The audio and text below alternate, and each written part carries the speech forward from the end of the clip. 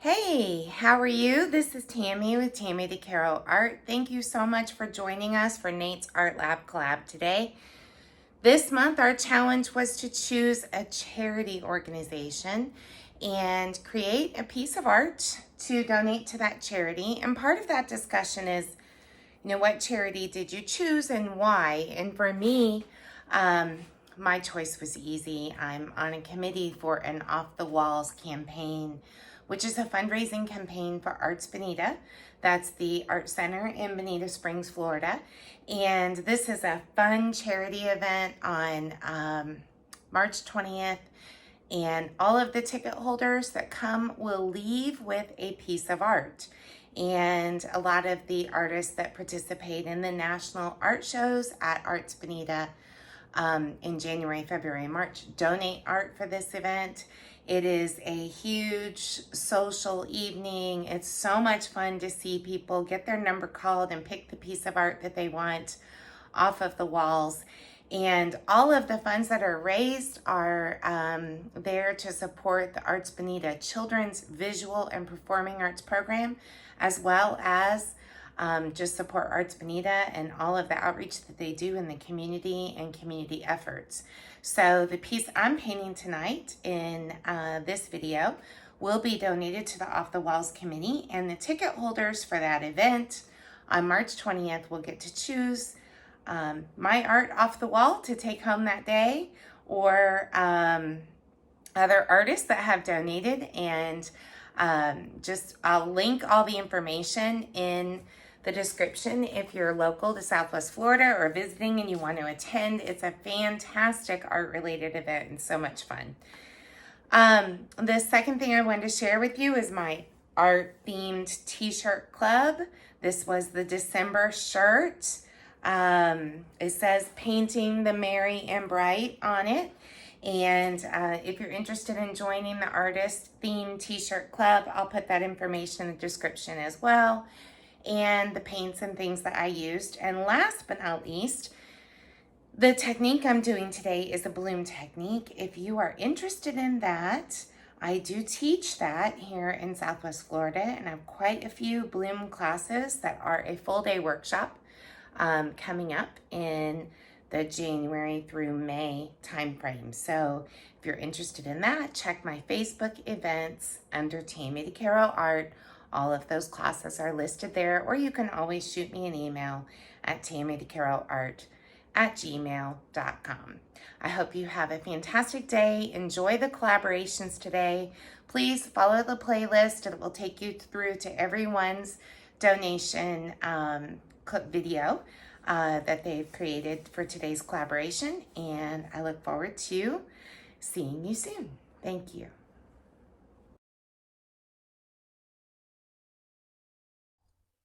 Hello. So with any bloom painting or any fluid art painting, really, I check my consistency. This is a laminated consistency guide, but you can download this for free on my website.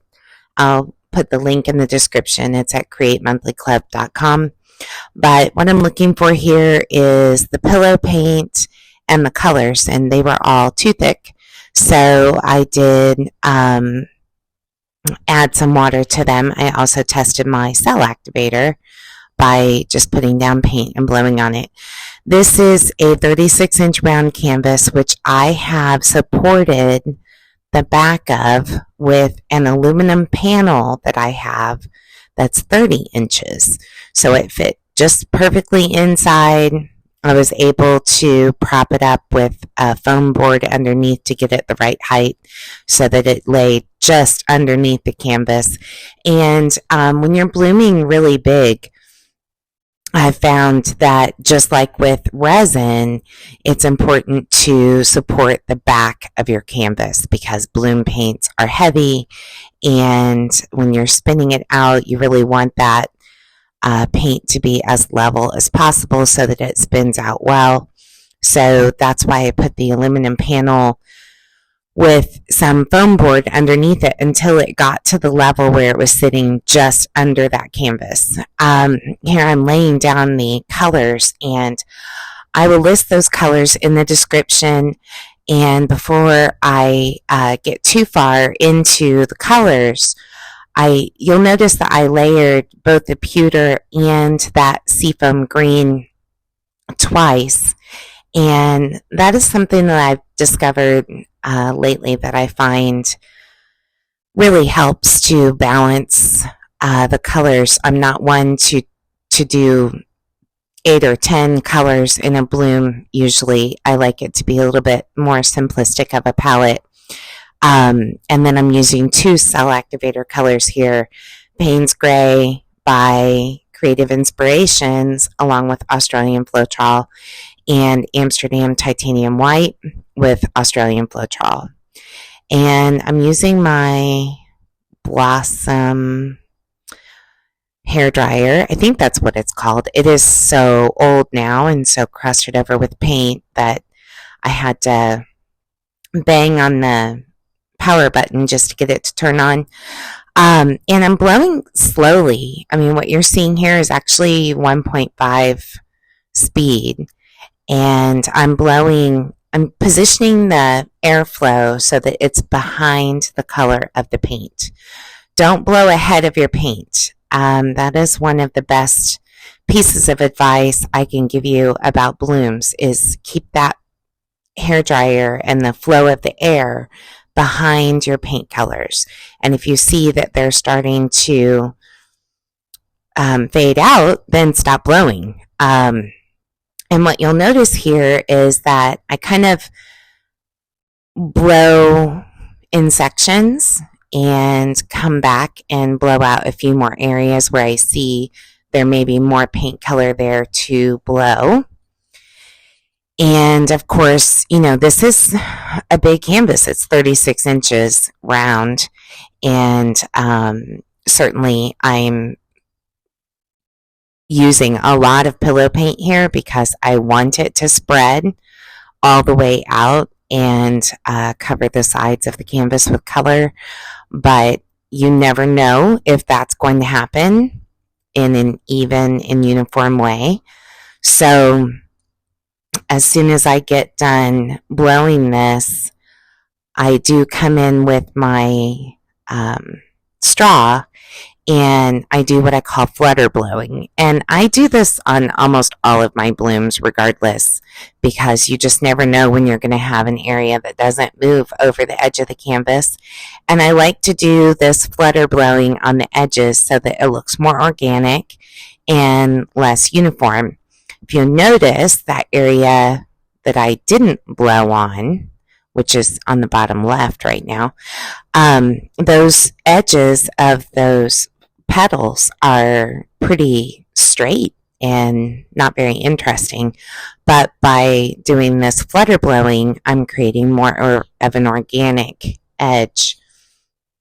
And that way, when I spin out the painting, if an area does not go over the edge of the canvas, at least I have a little bit more organic of an edge. Now, some artists will use a skewer or draw in what I call wispies or doodles, and that's great to do that too. I do that sometimes as well, but my intention with this painting was that the bloom would stretch over all sides. And so I did not spend a lot of time building in some separation in the petals. I'm also using this straw to blow into some of that cell activator. I had a lot of cell activator in the middle, and I find that if you just blow on it a bit, you can break that surface tension and encourage cells to form as you stretch out the painting. And I do that a few times as I'm creating this. This spinner is inside a puppy pool, and on top of my cast iron spinner, which is actually a banding wheel for pottery. It's really heavy duty. On top of that, I have a wood board that has holes drilled into it, and my cast iron spinner has holes drilled into it so that I can bolt the board to the spinner.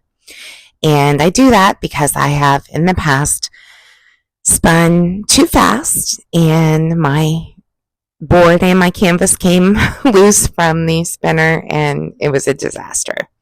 So I took a metal drill bit, drilled holes into the top of my cast iron spinner plate, and now I can attach a board or a round. I have a couple of different sizes that I can switch in and out with a bolt and a screw that has a wing nut on it underneath the spinner so that I can change those out depending on the size of canvas that I'm doing.